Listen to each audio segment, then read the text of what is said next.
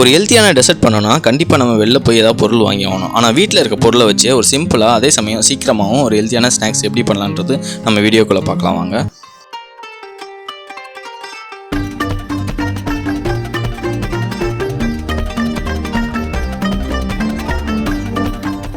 First உளுந்து ஒரு 200 gram அளவு எடுத்துக்கோங்க. அதுக்கப்புறம் பச்சரிசி பார்த்தீங்கன்னா ஒரு 200 கிராம் அளவு எடுத்துக்கோங்க.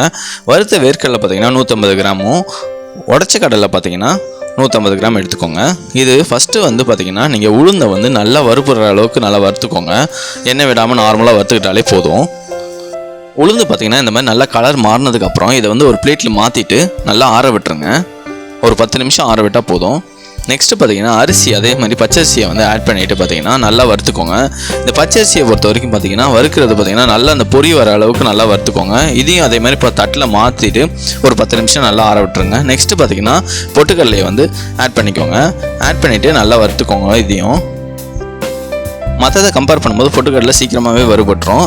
இதையும் அதே மாதிரி பிளேட்டில் மாற்றிட்டு ஆற வச்சுருங்க. நெக்ஸ்ட்டு பார்த்தீங்கன்னா வேர்க்கடலை வறுத்ததை ஆட் பண்ணிக்கோங்க. ஏற்கனவே வறுத்ததுனால கொஞ்சம் நேரம் லைட்டாக வறுத்தாலே போதும். வேர்க்கடலையை நல்லா வறுத்ததுக்கப்புறம் பார்த்தீங்கன்னா இதோட அந்த தோல்லாம் நல்லா புடச்சி வச்சுக்கோங்க. இதை ஃபஸ்ட்டு காய வச்சுட்டு அதுக்கப்புறம் புடச்சி வச்சுக்கோங்க. நெக்ஸ்ட்டு பார்த்தீங்கன்னா 200 கிராம் அளவுக்கு வெல்லம் எடுத்துக்கோங்க.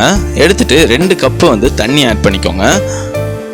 நல்லா இந்த மாதிரி நல்லா சூடாகிற வரைக்கும் வெயிட் பண்ணுங்கள். நல்லா கிளறி விட்டுட்டு நல்ல கொதி வந்தவொடனே இதை தனியாக எடுத்து வச்சுக்கோங்க. நெக்ஸ்ட்டு பார்த்தீங்கன்னா இதை மாதிரி நல்லா கொஞ்சம் நேரம் 10 நிமிஷம் ஆற விட்டுட்டு பார்த்தீங்கன்னா மிக்சியில் அரைக்க ரெடி பண்ணிக்கலாம். நம்ம ஃபஸ்ட்டு வறுத்த உளுந்தை ஆட் பண்ணிக்கோங்க.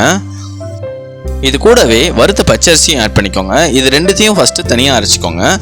இது அரைக்கிற பக்கம் பார்த்தீங்கன்னா நல்லா மணல் மாதிரி வர அளவுக்கு நல்லா அரைச்சிக்கோங்க. நெக்ஸ்ட்டு பார்த்தீங்கன்னா பொட்டுக்கடலையை ஆட் பண்ணிக்கோங்க. வறுத்த பொட்டுக்கடலையை ஆட் பண்ணிக்கோங்க. அதுக்கப்புறம் கூடவே பார்த்தீங்கன்னா வறுத்த வேர்க்கடலையும் ஆட் பண்ணிக்கோங்க. இதையும் நல்லா அரைக்கும் போது பார்த்தீங்கன்னா நல்லா கொரகொரப்பாக நல்லா சாப்பிடும்போது மெல்ற மாதிரி அரைச்சிக்கோங்க. நெக்ஸ்ட்டு பார்த்தீங்கன்னா வெள்ளை சிரப்பை இந்த மாதிரி ஃபில்டர் பண்ணி ஆட் பண்ணிக்கோங்க. சிரப் ஆட் பண்ணிட்டு கொஞ்சமாக உப்பு சேர்த்துக்கோங்க. சேர்த்துட்டு ஏலக்காய் தூள் 1 டேபிள் ஸ்பூன் சேர்த்துக்கோங்க. சேர்த்துட்டு நல்லா மிக்ஸ் பண்ணிக்கோங்க. சிரப்பு ஆல்ரெடி பண்ணி வச்சிருந்ததுனால ஹீட் நல்லா குறைஞ்சிருக்கும். இது ஒரு கொதி வர வரைக்கும் வெயிட் பண்ணிவிட்டு நல்லா கொதி வந்ததுக்கப்புறம் உளுந்து பச்சரிசியும் நம்ம அரைச்சி வச்சுருந்தோம் பார்த்தீங்களா, அதை ஃபஸ்ட்டு கொஞ்சம் கொஞ்சமாக இந்த மாதிரி ஆட் பண்ணிக்கோங்க. மாதிரி நல்லா கொதிக்கும் போது நம்ம ஆட் பண்ணும்போது நல்லா வெந்துடும். அந்த உளுந்தும் அந்த பச்சரிசியும் நமக்கு நல்லா சீக்கிரமாகவே வெந்துடும். மிக்சியில் அரைக்கும் போது பார்த்தீங்கன்னா இந்த பச்சரிசியை நீங்கள் நல்லா அரைக்காம போட்டிங்கன்னா கொஞ்சம் நேரம் வேகிறதுக்கு லேட் ஆகும்.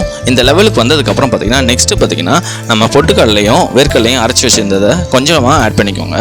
ஆட் பண்ணிட்டு ஃபஸ்ட்டு நல்லா மிக்ஸ் பண்ணிவிட்டு அதோட லெவல் செக் பண்ணிவிட்டு அதுக்கப்புறம் மற்ற இன்னொரு பாட்டை ஆட் பண்ணிக்கோங்க. எந்த ஸ்டேஜ்லையும் நீங்கள் ஆயிலும் விட வேணாம், நெய்யும் விட வேணாம். மீதி இருக்க மிக்சரையும் நீங்கள் ஆட் பண்ணிக்கோங்க. ஆட் பண்ணிவிட்டு கிளறி விட்டுக்கோங்க. நல்லா நம்ம வேர்க்கடலை அரைச்சி ஆட் பண்ணுறதுனால அதுலேருந்து வர எண்ணெயே நமக்கு போதும். நல்லா மிக்ஸ் பண்ணும்போது அந்த எண்ணெய் நல்லா பிரிஞ்சு வந்துடும். ஃபுல்லாக மிக்ஸ் பண்ணதுக்கப்புறம் உங்களுக்கு தெரியும் நல்லா இந்த மாதிரி நல்லா திக்னஸோடு இருக்கும்.